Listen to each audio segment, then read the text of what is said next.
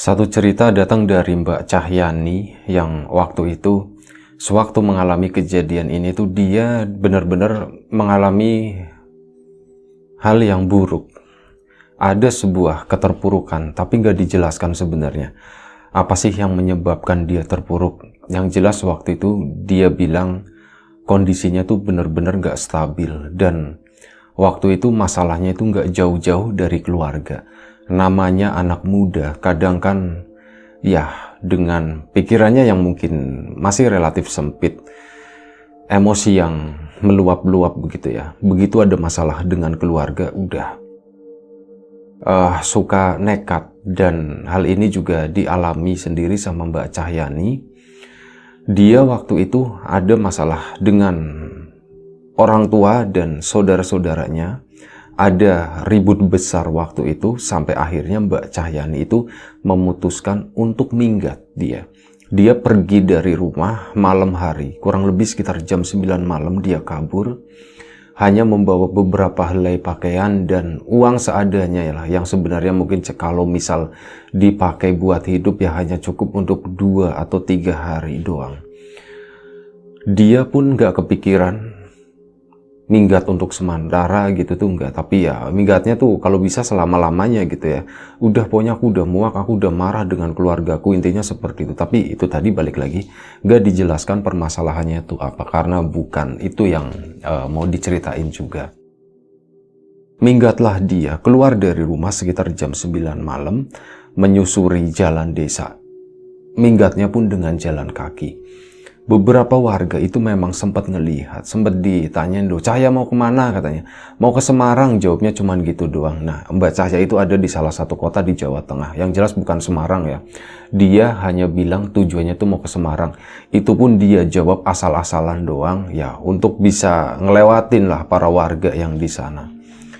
Waktu itu Mbak Cahyani sendiri tuh usianya udah sekitar 20 tahun. Ya, dan sebelum kita lebih jauh ke dalam cerita, seperti biasa gue pengen ngucapin banyak-banyak terima kasih buat kawan-kawan subscriber semuanya. Terima kasih buat kawan-kawan yang udah kasih support, udah kasih dukungan.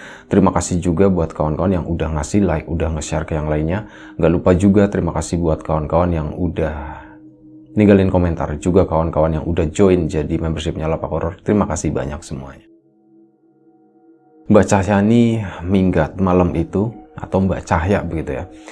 Dia minggat menyusuri jalanan desa yang memang sebenarnya nggak terlalu jauh dari jalan raya, di mana jalan raya itu adalah pusat perekonomian. Banyak tempat-tempat perbelanjaan di sana, banyak toko-toko juga di situ ya. Nah, dia pun kayak gitu melangkah malam-malam sendirian dengan segala kemarahannya. Dia janji, "Aku gak akan pulang lagi, aku mau nyari kerja, aku mau hidup sendiri.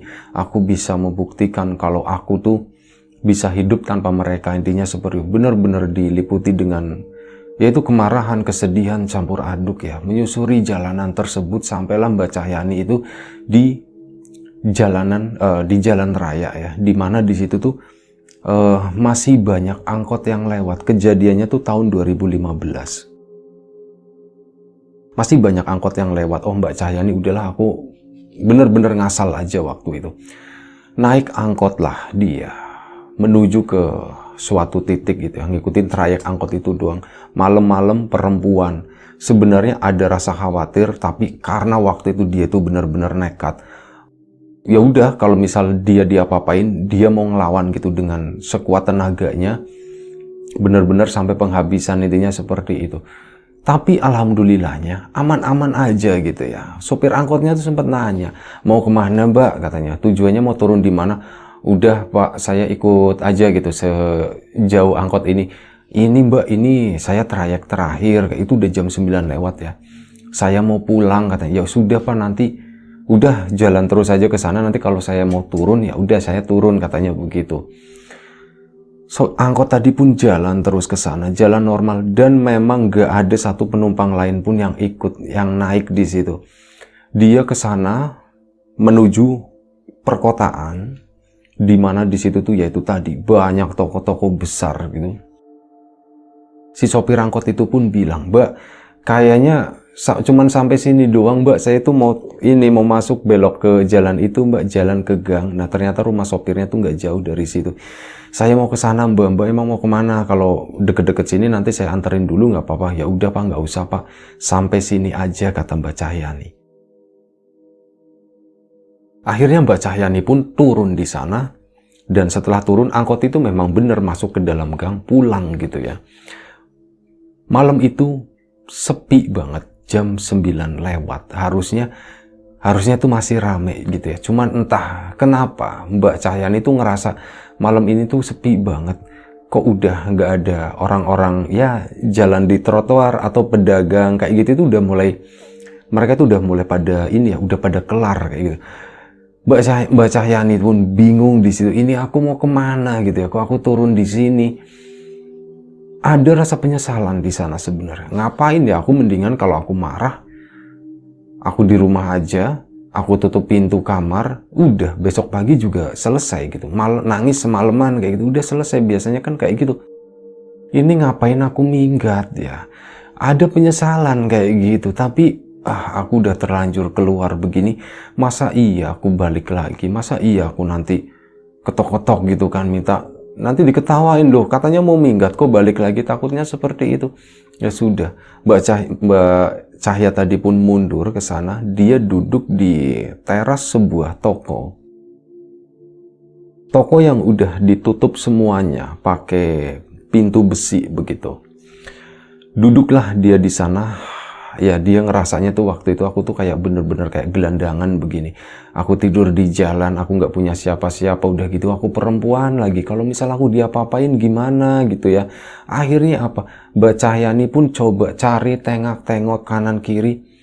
Mana ya kira-kira tempat yang enak buat ngumpet gitu. Jadi biar ini berada di depan toko tersebut, itu ke jalanan tuh kelihatan banget. Kalau orang lewat di jalan terus nengok ya itu pasti kelihatan. Oh ada perempuan di sana gitu, ada orang yang di situ, itu bakalan ini banget lah. Makanya dia pun nyari-nyari, dan dia itu ketemu di salah satu sudut toko di seberang sana, di seberang jalan. Jadi toko tersebut itu di depannya tuh kayak ada tanaman dari pot begitu ya. Dia mikirnya tanaman dari pot itu disusunnya maju ke depan ke sana. Nah ini kalau misal aku belokin buat ngumpet doang bisa kali, toh tokonya juga udah tutup waktu itu. Mbak Cahyani pun bangun ke sana, nyebrang, kendaraan juga udah nggak banyak waktu itu. Dia ke sana menuju tempat tadi, dan tanaman-tanaman itu pun akhirnya dipindahin, ditata sedemikian rupa. Dia berharap malam ini aku bisa tidur di sini dengan aman, intinya seperti itu.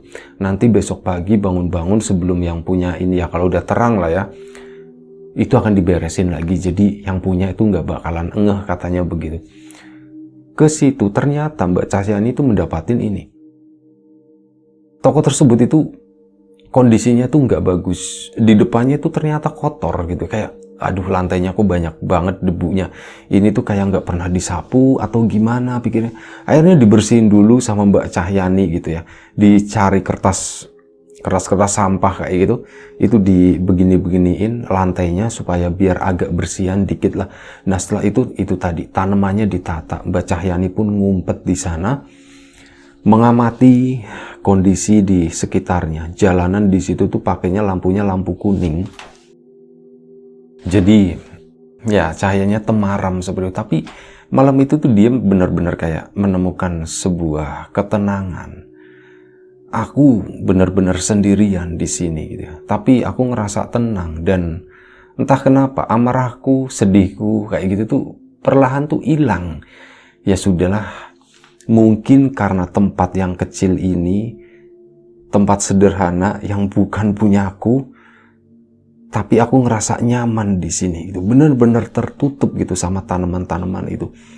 Mbak Cahyani pun akhirnya ambil sesuatu. Jadi gini, dia minggatnya tuh mungkin anak baik-baik gitu ya. Minggat itu bawa sajadah. Sajadahnya digelar di situ. Tidurlah Mbak Cahyani di sana. Bukan tidur langsung ya. Dia tuh kayak tiduran dulu. Sambil terus memikirkan, kakinya pun ditekuk karena yang ukuran sajadah kan gak terlalu panjang. Kalau dilurusin begini, celananya takut kotor, satu. Yang kedua juga lama-lama tuh dingin kena lantai. Makanya kayak gitu, dia pun tidurnya kakinya ditekuk. Dia tiduran begini, sambil terus memikirkan apa sih yang barusan terjadi. Lagi-lagi penyesalan itu muncul. Iya, ngapain aku di sini, mendingan di rumah, aku tidur enak. Lagi diem, lagi menghayal seperti itu, lagi memikirkan hal-hal yang gak jelas. Tiba-tiba Mbak Cahyani itu ngedenger ada suara. Dok, katanya, kayak manggil anak perempuan yang masih remaja atau usia anak perempuan kecil gitu. Dok, ada suara seperti itu adalah suara seorang perempuan juga. Mbak Cahyani kan diem begini, tapi posisinya masih tidur. Dia tuh coba menangkap, ini tuh suara dari mana, manggil siapa gitu. Masih tiduran begini, kedengeran lagi ketiga kalinya. Dok, jangan diem aja, katanya. Loh, Mbak Cahyani kan langsung bangun begini, nyariin di balik tanaman itu. Dicariin begini, kok nggak ada orang. Sampai Mbak Cahyani dia tuh bangun, muterin di lokasi sekitar situ, yang nggak ngedapetin apa-apa. Cuman suara doang tadi. Balik lagi lah dia ke tempat tanaman itu, duduk kali ini, dan suara itu kedengeran lagi. Dok, Mbak Cahyani akhirnya nyadar, loh, suara ini tuh datangnya bukan dari luar, tapi dari dalam toko ini. Nah, toko tersebut itu halamannya kan tadinya memang kotor, sebagian itu udah dibersihin. Mbak Cahyani baru nyadar, oh ini toko emang kayak toko lama, bukan toko dari pintu-pintu besi yang dicat bagus warna-warni gitu tuh, enggak. Warnanya itu udah ya coklat-coklat kayak gitu, dan pintunya itu masih pintu kayu. Pintu kayu lama begini yang dijejer-jejer, kawan-kawan mungkin pernah ngelihat ya. Sama di tepat di Mbak Cahyani tidur itu, ternyata itu ada pintu potongan, pintu lama seperti itulah pokoknya. Dia kan jadi nengok-nengok begini. Halo, akhirnya Mbak Cahyani kan jawab gitu. Halo, itu suara siapa? Dok, sini dok, masuk aja, jangan di luar, dingin, katanya begitu suara tadi. Mbak Cahyani pun celingak-celinguk lagi. Ini suara dari mana ya? Akhirnya ditempelin dong ke pintu tadi, pintu kayu itu. Saat ditempelin, Mbak Cahyani di sana itu baru jelas ngedenger, Dok, di dalam sini, bukan di luar, katanya. Mbak Cahyani kan bingung. Iya, di dalam, tapi siapa? Katanya, udah sini masuk aja, pintunya nggak dikunci, kata si sosok perempuan tadi, suara tadi. Mbak Cahyani pun coba ngedorong begini, yang didorong itu bagian bawah. Loh, dikunci katanya. Bukan yang bawah, kamu buka yang atas dulu, katanya. Mbak Cahyani pun berdiri, didorong tul begini, memang agak seret gitu ya, tapi begitu gini, pintunya tuh ngebuka. Loh, pintunya ngebuka, di dalam itu gelap banget. Sini dok, masuk dok. Suara itu masih terdengar di tengah kegelapan toko itu. Cuman mikirnya Mbak Cahyani itu begini, aku daripada tidur di luar, ada orang yang nyuruh masuk, mending aku masuk aja gitu ya. Toh aku udah disuruh masuk, aku nggak berniat maling atau apa gitu. Dibuka, didengerin suara itu. Iya, ibu siapa? Katanya. Sini, ibu tuh di dalam. Sini dok, masuk. Itu dibuka aja pintu bawahnya, katanya begitu. Dibuka sama Mbak Cahyani, jegrek begini. Sajadah tadi yang udah digelar pun dilipat, dimasukin ke dalam tas lagi. Tasnya dipakai. Mbak Cahyani masuk ke dalam sana. Gelap banget. Ngeraba-ngeraba gitu, tapi nggak ada yang bisa dipegang. Jadi ruangan itu tuh kayak ruangan kosong, tapi ya gelap. Cuman namanya mata, kalau udah lama berada di tempat gelap itu kan biasanya akan menyesuaikan. Bertahap, perlahan-lahan, Mbak Cahyani itu udah mulai bisa melihat di sekitaran ruangan tadi. Di dalam ruangan itu samar-samar dia tuh ngelihat ada satu bayangan begini. Mbak Cahyani itu belum yakin itu apa gitu kira-kira. Dia terus berpikir, tapi dia belum berani melangkahkan kaki lebih masuk lagi. Dia bertahan di sana sambil ininya pegangan pintu ya. terus diobservasi, dilihatin di sana, sampai akhirnya dia tuh mulai jelas ngelihat ada kayak sosok perempuan dan dia posisinya tuh duduk begini. Dan entah kenapa Mbak Cahyani tuh berani melangkahkan kaki, 1, 2, Bu, katanya. Bu, iya Nduk, sini. Itu minta tolong lampunya dinyalain di sebelah sana, di sebelah kanan kamu, katanya. Mbak Cahyani pun langsung ngetembok begitu ya, diraba-raba begini, ada lampu cetak, dinyalain. Lampunya pun ya lampu ngirit gitu ya, lampu yang samar-samar doang, lampu 5 watt atau apa begitu. Di situ kelihatan ada seorang perempuan, seorang ibu-ibu yang bajunya itu bersih. Nggak pakai kebaya, nggak apa ya, baju ibu-ibu biasa pakai daster. Dasternya itu warnanya biru muda. Nggak ada motifnya sama sekali, lebih mirip kayak ini loh, bajunya rumah sakit kalau kata Mbak Cahyani itu kayak gitu. Pakai daster begini, dan dia duduk di atas kursi roda ternyata. Dijalanin begini kan, maju pelan-pelan sampai akhirnya deket ke Mbak Cahyani. Dok, kamu kenapa? Kenapa kamu tidur di luar, katanya. Mbak Cahyani pun bingung gitu ya, mau ngejelasin mau minggat atau gimana, kan malu juga. Enggak apa-apa, saya kemalaman Bu, katanya begitu. Ya sudah, malam ini kamu tidur di sini aja nemenin ibu. Mau nolak? Ya nggak kepengin gitu ya, karena alhamdulillah justru waktu itu Mbak Cahyani, alhamdulillah aku dapat tempat daripada aku tidur di luar begitu kan. Ini kan toko, tapi toko nggak ada isinya gitu waktu itu. Padahal aku berharap siapa tahu aku bisa kerja sama ibu ini. Ya sudah, nggak apa-apa wis, aku udah nurutin si ibu aja. Ibu ini kayaknya di sini sendirian, siapa tahu aku bisa kerja sama dia, jadi pembantu atau apa, mikirnya begitu. Wah, kesempatan gitu ya. Iya Bu, terima kasih sebelumnya Bu. Nah, sini Ndok. Mbak Cahyani pun dibawa makin masuk ke sana. Ternyata toko itu tuh panjang banget. Ke dalam, makin ke dalam, ruangan itu tuh kosong, bener-bener nggak ada apa-apanya. Cuman begitu Mbak Cahyani itu tiba di bagian belakang bangunan tersebut, di sana di tengah-tengah itu memang ada sofa, dan kondisinya tuh beda banget dengan apa yang di depan. Di depan itu lebih mirip begini, kayak toko yang udah nggak difungsikan. Ada beberapa rak di sana, itu pun rak udah tua, sebagian kayunya itu juga udah rusak.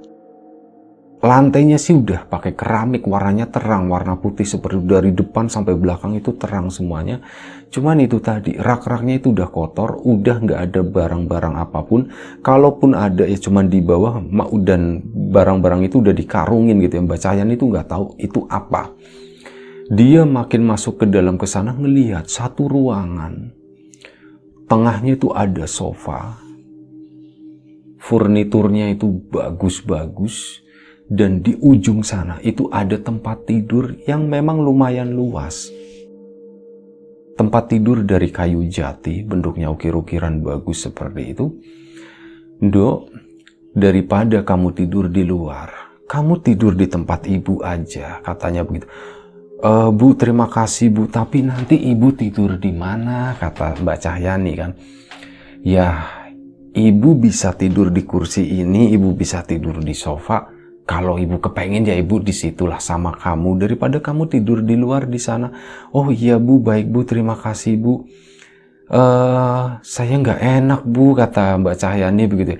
Nggak apa-apa, ibu di sini sendirian. Anak ibu udah pergi semua, suami ibu juga udah meninggal. Di sini ibu hidup sendirian doang. Maka itu ibu tadi ngerasa kok kayak ada orang di depan, ada bunyi serak-serak. Dan pas ibu intip ternyata kamu, katanya. Oh, ini ada anak perempuan siapa tidur di sini malam-malam, kasihan banget. Kalau tidur di luar bisa bahaya, kata si ibu tadi ya. Mbak Cahyani pun akhirnya bisa menerima gitu ya. Allah, ini ibu kok baik banget gitu ya. Mau nerima aku bisa aja orang jahat gitu loh. Kalau dibuka seperti ini, aduh bahaya lah, mikirnya kayak gitu Mbak Cahyani. Tapi akhirnya apa? Udah bingung dianya, intinya kayak berterima kasih, bersyukur gitu ya. Dia nggak ngerti, bingung harus ngapain gitu ya.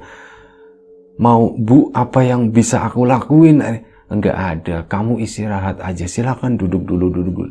Akhirnya Mbak Cahyani pun duduk di sofa tadi. Kamu mau minum apa, Ndo? Kamu udah makan belum? Bu, nggak usah repot-repot, ndak apa-apa katanya. Kamu tunggu di sini sebentar ya. Si ibu tadi ke sana jalan pakai kursi rodanya tadi, menembus kegelapan di bagian yang lebih belakang lagi dari bangunan tersebut. Bener-bener si ibu tadi tuh udah nggak kelihatan lagi. Mbak Cahyani cuman ya duduk di sana di sofa. Lampunya pun lampu minim, bener-bener lampunya tuh kuning doang. Bahkan yang namanya sudut-sudut ruangan itu pun nggak terlihat terlalu jelas karena cahaya yang minim tadi ya. Tapi di sana Mbak Cahyani itu menemukan suatu kedamaian. Ini tenang banget hidup di sini. Rumahnya juga nggak gerah, adem lah pokoknya. Ini kasihan banget ya si ibu ini sakit. Oh iya, ibu-ibu tadi usianya mungkin udah sekitar 60 tahunan. Ibu ini kasihan banget ya, udah sakit sendirian. Ya barangkali ya mungkin aku di sini ada rezeki kali aku bisa bantu-bantu ibu itu. Ya nggak dibayar juga nggak apa-apa, yang penting aku bisa makan, aku nggak perlu pulang lagi gitu, aku bisa hidup mandiri di sini. Udah pikirannya udah ke arah sana. Si ibu tadi pun datang, bawa nampan ditaruh di atas kakinya begini, tangannya satunya tuh ngejalanin kursi roda, ser gitu, sampai datang ke depan meja sofa tersebut. Ini silahkan diminum, dibikinin satu cangkir teh. Mbak Cahyani pun nggak langsung ngambil gitu ya, dia tuh masih, aduh ibu repot-repot, basa-basi dulu lah seperti biasa. Aduh ibu, maaf banget jadi merepotkan, nggak apa-apa. Kamu nemenin ibu malam ini. Kalau besok kamu betah di sini juga nggak apa-apa, nemenin ibu lagi, katanya begitu. Dalam hatinya Mbak Cahyani, ya alhamdulillah, alhamdulillah begitu. Sampai akhirnya apa? Silakan diminum, nanti keburu dingin karena haus juga ya. Tadi jalan dari kampung sampai jalan raya ya, pokoknya haus lah. Angkat-angkat ini juga apa namanya tanaman. Diminumlah teh tersebut. Teh tersebut katanya enak banget, anget, nggak terlalu panas, nggak terlalu dingin, pas lah. Diminum glak-glek, glak-glek, glak-glek. Bu, ibu sendirian di sini, Bu? Iya, ibu kan tadi udah bilang ibu sendirian di sini, nggak ada siapa-siapa, katanya begitu. Bu, ya sudah Bu, aku temani ibu di sini ya. Iya, kamu nemenin ibu di sini ya. Yang betah di sini ya, Nduk ya. Iya Bu, iya Bu. Mbak Cahyani pun akhirnya dipersilakan. Nduk, kamu kesana aja ndak apa-apa. Pakai kasur itu. Ibu biasanya memang itu kasurnya ibu, tapi jarang dipakai. Ibu lebih suka tidur di sofa atau tidur di mana lah kayak gitu, sesuka ibu. Mbak Cahyani pun akhirnya ke sana menuju ke tempat tidur karena dia juga udah capek, udah ngantuk gitu ya. Bu, beneran ndak apa-apa, ndak apa-apa Bu, ndak apa-apa, Nduk. Ayo ya cepat-cepat, kamu istirahat sana, kamu istirahat. Mbak Cahyani pun ke sana tiduran lah, dilepas sepatunya kayak gitu ya. Dia tiduran di tempat tidur tersebut. Ya tidur pun agak nggak tenang gitu ya, ngerasa nggak enak karena bukan tempat tidur sendiri. Cuman dibandingin daripada aku di luar, ya mendingan aku di dalam sini lebih nyaman. Mbak Cahyani pun riep-riep kayaknya udah mulai ngantuk. Si ibu tadi terlihat terakhir sama Mbak Cahyani, dia itu kayak ngambil semacam majalah seperti itu, dan di dekat sofa sana si ibu tadi tuh kayak baca gitu ya, bolak-balik majalah. Yang Mbak Cahyani tenang begini, nanyain, ibu ndak istirahat Bu? Saya sebentar lagi, biasanya tengah malam nanti saya biasanya tidur. Itu belum tengah malam waktu itu. Oh ya sudah, Mbak Cahyani pun merem begini ya, tapi lagi-lagi susah tidur. Dia pun akhirnya entah udah berapa lama, karena ngantuk ke bawah merem gitu, dia pun tertidur. Dan entah kenapa tiba-tiba dia tuh kayak kebangun. Bahkan dia nggak tahu ya, ini aku udah tidur berapa lama, dia nggak tahu. Dia pun melek begini, posisinya tuh miring waktu itu. Mbak Cahyani melek, ingat begini, ngelihat si ibu tadi dia lagi masih baca majalah gitu. Ini aku udah berapa lama tertidur ya, kok si ibu masih baca-baca aja belum tidur, tapi aku mau nyapa nggak enak. Nah, saat lagi ngintip-ngintip gitu ya, semi-semi aduh bahasanya susah banget. Matanya tuh agak merem sedikit gitu, tapi masih kelihatan kayak ngintip-ngintip, masih ngantuk juga. Mbak Cahyani tuh ngelihat si ibu tadi selesai baca, majalahnya ditutup dan si ibu tadi itu bangun dari kursi rodanya. Dek, dek, dek, dek. Di situ Mbak Cahyani itu langsung dek gitu. Astagfirullahaladzim, ini apa ya maksudnya ya? Ibu itu dari tadi jemput aku, bahkan dia minta tolong ini itu. Ya, aku tahu karena si ibu tadi tuh nggak bisa jalan. Tapi kenapa dia jalan kaki gitu? Kursi rodanya ditinggalin, dia jalan kaki naruh majalah. Terus dia balik lagi, duduk di kursi roda itu. Dia pun apa? Muter-muter doang. Setelah itu, setelah baca majalah, itu kayak muter-muterin sofa tadi. Karena ruangan itu, ruangan tengah lumayan lebar ya. Dia cuma muter-muter di situ doang. Ini apa ya? Kok begini, kok aku jadi serem gitu. Jangan-jangan gitu ya, jangan-jangannya juga dia tuh nggak ngerti apa-apa. Jangan-jangan intinya ibu ini setan atau gimana, atau ibu ini jangan-jangan orang jahat, psikopat atau apa. Udahlah aku diem aja, tapi aku masih waspada gitu. Mbak Cahyani pun merem, tapi dia berusaha untuk nggak tidur. Takutnya kalau tidur bakalan diapa-apain, sampai akhirnya begini. Di tengah meremnya itu, Mbak Cahyani itu ngedenger suara kursi roda tadi itu berhenti. Mbak Cahyani mulai pasang telinga lagi, gak ada suara apa-apa, sampai dia itu mendengar di bagian ranjang kok ada yang kreat, kayak orang yang lagi naikin ranjang. Mbak Cahyani pun makin waspada, tapi dia itu belum berani buka matanya, masih merem begini aja.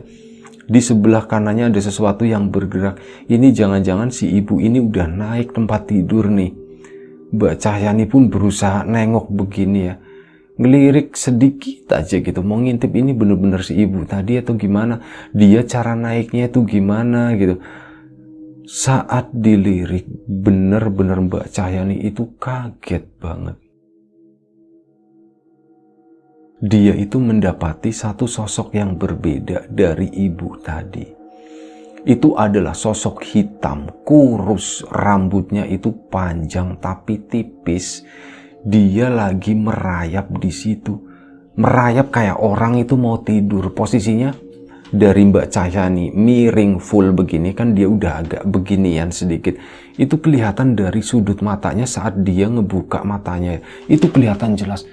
Astagfirullahaladzim, itu apa? Itu si ibu atau bukan? Mbak Cahyani sempat meyakinkan diri ya, ini gelap, dia warnanya hitam gara-gara gelap, atau memang aslinya tuh hitam gitu. Mbak Cahyani buka mata begini, astagfirullahaladzim, ternyata memang benar, itu bukan si sosok ibu tadi. Sosok hitam, dia merayap di kasur, udah siap-siap mau tidur di sampingnya Mbak Cahyani. Mbak Cahyani pun langsung lompat, dan alangkah kagetnya saat nurunin kaki ke bawah, ternyata di depan sana itu ada si ibu tadi. Si ibu itu masih duduk di kursi roda, cuman udah ngadepnya ke arahnya Mbak Cahyani. Sambil si ibu tadi tuh nunjuk-nunjuk, awas kamu, awas jangan mendekat, jangan berani-berani itu, jangan berani-berani. Mbak Cahyani kan ketakutan, dia nengok ke belakang, si sosok hitam tadi itu udah kayak begini loh, jongkok tepat di belakangnya Mbak Cahyani, dan dia tuh meringis, ya suaranya nggak tahu ya, dia itu meringis begini, tangannya tuh begini, udah mau megang Mbak Cahyani. Mbak Cahyani langsung lari ke sana, pikirnya dia, aku lebih memilih ibu-ibu tadi daripada sosok yang di belakangku ini. Dia pun ke sana menuju ke arah ibu-ibu itu sampai dia terjatuh. Mbak Cahyani tersungkur di samping, hampir nabrak kursi dari kursi rodanya ibu-ibu itu. Bu, itu apa bu? Dan ternyata di sana Mbak Cahyani baru nyadar, dikirainya yang ditunjuk-tunjuk itu Mbak Cahyani, ternyata bukan, tapi sosok yang di belakangnya. awas kamu, jangan ngedeket, jangan berani main-main sama anakku, awas kamu, sana masuk lagi. Kayak gitu diancam-ancam terus sama si ibu tadi. Bu aku takut. Iya Nduk, tenang, kamu tenang di sini aja, kamu tenang ya Nduk, ini dari dulu itu udah pergi. Kenapa? Saya juga bingung, ibu juga bingung. Dia udah ibu kurung di kamar yang itu, tapi kenapa dia berani keluar kayak gini, kata si ibu tadi. Kamu masuk nggak? Si ibu tadi yang tadinya duduk di kursi roda pun akhirnya dia itu berdiri bangun. Lagi-lagi Mbak Cahyani itu bingung, loh kok si ibu bisa bangun ya? Minum dulu sebentar ya.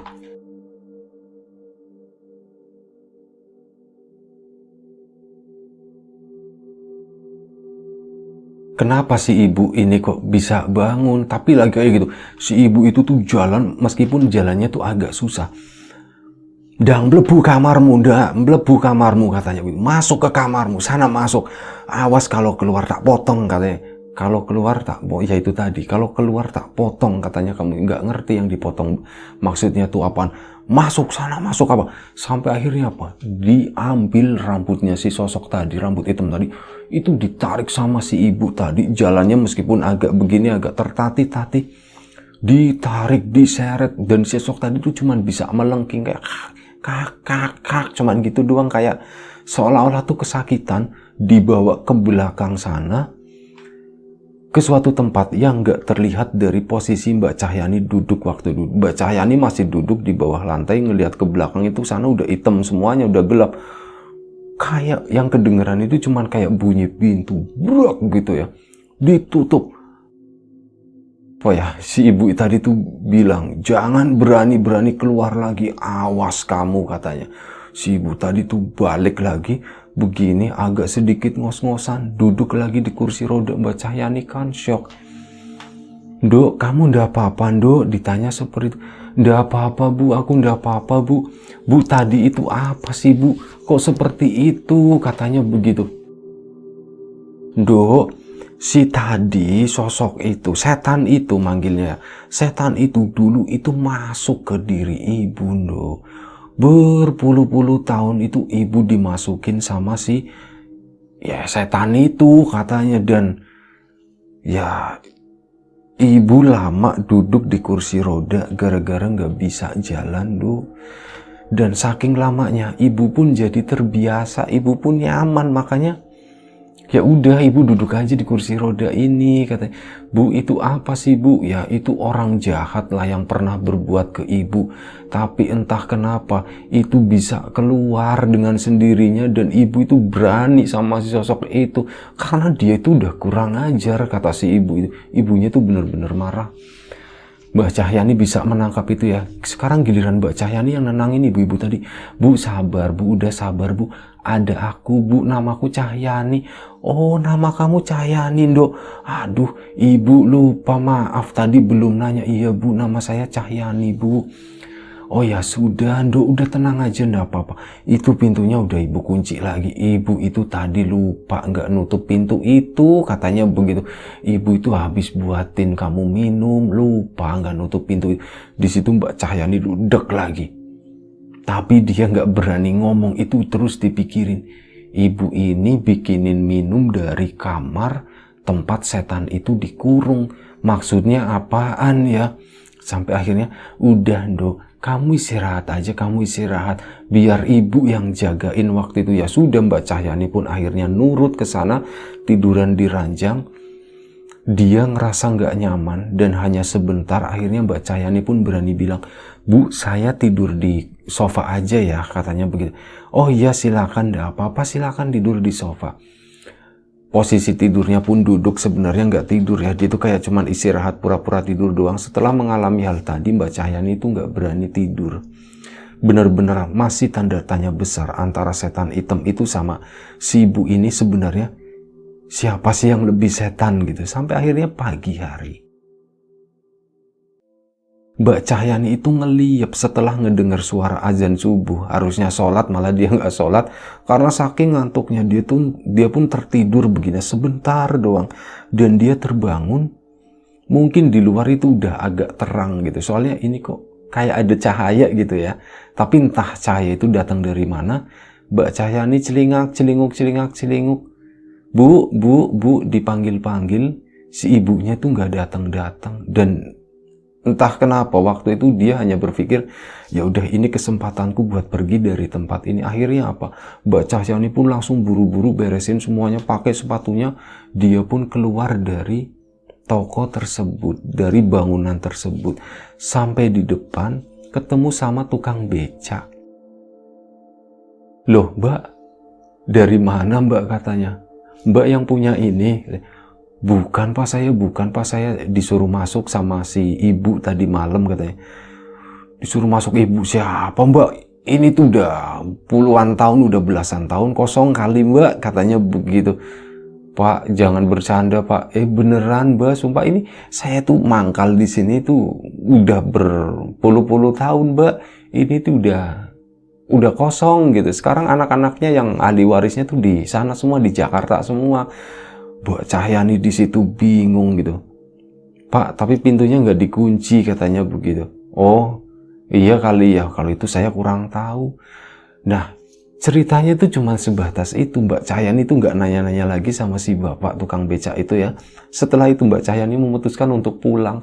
Udahlah, ternyata minggat itu nggak enak katanya. Udah aku pulang aja. Akhirnya apa? Pulanglah dia, naik angkot lagi. Cuman waktu itu beda angkot dengan yang semalam ya. Ya intinya dia pulang minta maaf sama orang tuanya. Pak begini. Hal itu pun diceritain ke orang tuanya gitu ya. Mereka, orang tuanya seneng gitu ya. Nggak terlalu memperhatikan ceritanya Mbak Cahyani. Yang penting intinya anaknya itu balik lagi nggak jadi minggat. Dan selamat begitu. Masih ngambang. Karena Mbak Cahyani juga nggak ngerti apa sebenarnya yang terjadi di dalam rumah itu. Nggak ada yang tahu. Wallahu a'lam. Nah, segitu aja satu cerita dari Mbak Cahyani saat dia minggat gitu. Dia itu mengalami sesuatu yang seperti itulah. Mohon maaf kalau misal ada sesuatu yang nggak berkenan di mata, di hati, di telinga kawan-kawan semuanya. Mohon maaf, mohon dimaafkan. Siapapun itu, semoga kita selalu diberi kemudahan dalam hal apapun, termasuk kemudahan dalam hal rezeki. Siapapun sekarang yang lagi sakit, semoga segera diberi kesembuhan. Siapapun sekarang yang masih sehat, semoga tetap dijaga kesehatannya. Sampai jumpa di Lapak Horor episode selanjutnya. Jaga kesehatan kawan-kawan semuanya. Assalamualaikum warahmatullahi wabarakatuh.